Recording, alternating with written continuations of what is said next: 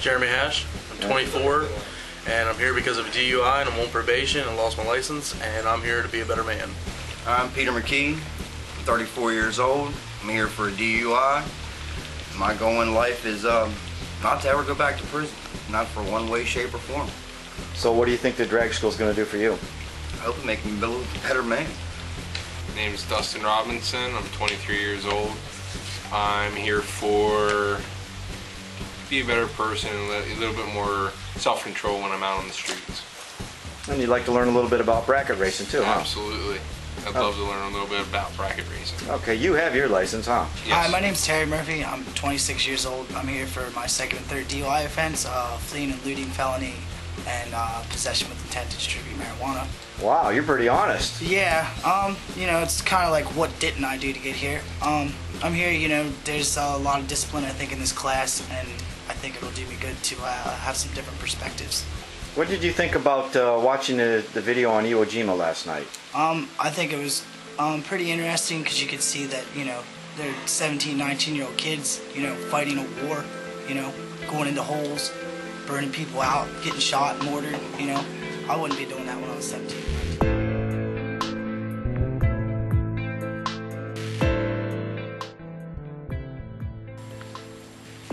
8 days before my brother was killed.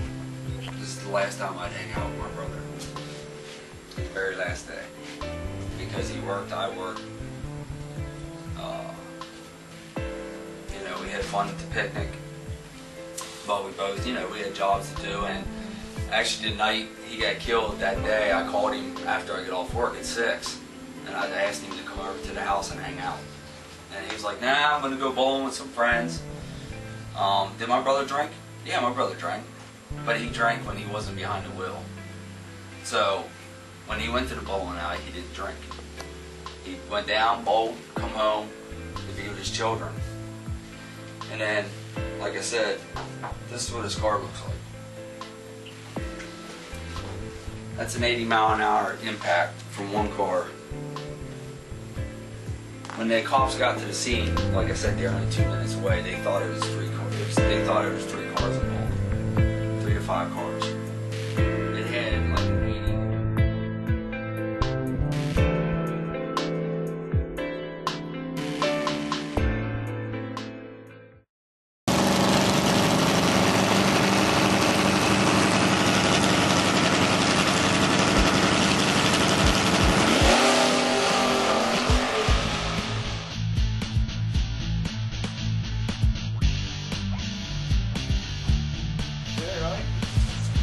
I had to go to a class for 8 hours to learn. But he overcorrected, and then where he ran off the road.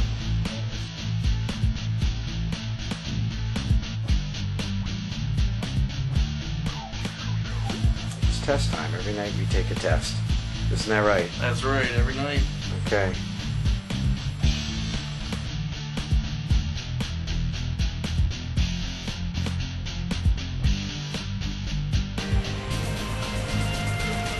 We're getting close to the annual convention. Well, there's nothing there. Nothing.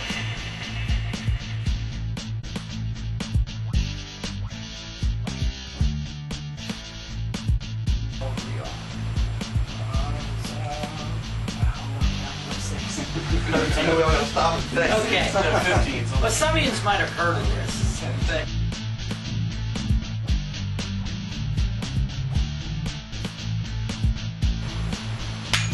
Pressure's on. Yeah. Ain't happening.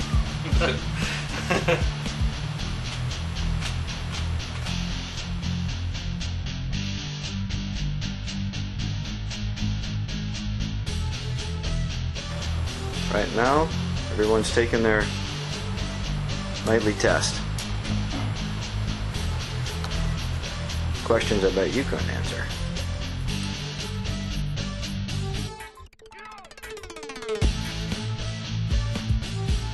You just watched Bismarck Expedition. I mean, what did you get out of that? I mean, what do you...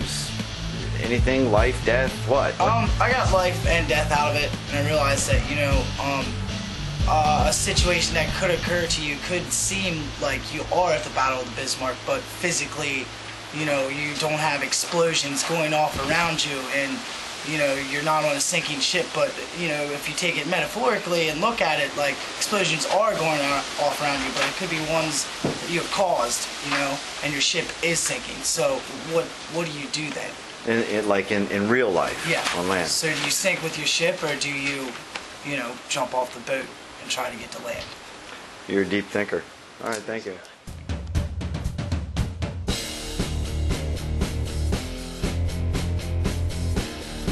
It goes and it goes and it goes. Like, it just doesn't start with the main route and just end there. It spans out, and it affects far more people. Like, when I was in jail and finally got back out, so many people were like, it was just so weird not having you around, because you're such a uplifting spirit to have around. You're there to pick up things when emotions are down. So to just go and take everything that I've learned in the past couple of years from my screw-ups, you know what I mean? I can't now, because now I've learned all this new stuff, and you can't just forget something that you've learned unless, you know, you hit your head. Yeah, you can't block it out. Yeah, you can't know block it out. It's there constantly. It's fortified in your thoughts that were there in the past. Have you pulled anything out of here? Yeah, I have. You want the truth from me? Yes, I do. I originally took this program because they were like, hey, you can knock time off. Okay. And obviously, any person that's on probation is going to jump at that chance. Absolutely. And the first night I came in here, I was kind of nervous. I was like, man, I don't know what's going on. And, you know, the second day came, and I was like, wow, you know, like, this isn't like, there's no judgment here, which is something I really appreciate. Because when you do, like, rehabilitation classes and stuff, you got some, I understand. Some cuss words. Try here, not to swear. And say, you know, there's an instructor up there, and it just constantly feels like there's judgment being passed. And here, you got down with us. You know, you're down to earth with us, and you know, I learned a lot. You know, you brought in people that have had victims. You know, they were victims of victims, and you know, it makes you think a lot more. Like, I think a lot more now. Like, you know, I'm riding down the road with someone, they're on their cell phone. I'm like, hey, you turn your cell phone off, or here, let me take the call, or here, let me take the text, you know, or hey, watch out for this, watch out for that. And, you know, a lot of discipline came about this class, and I appreciate it. Okay. I'm glad that I did this.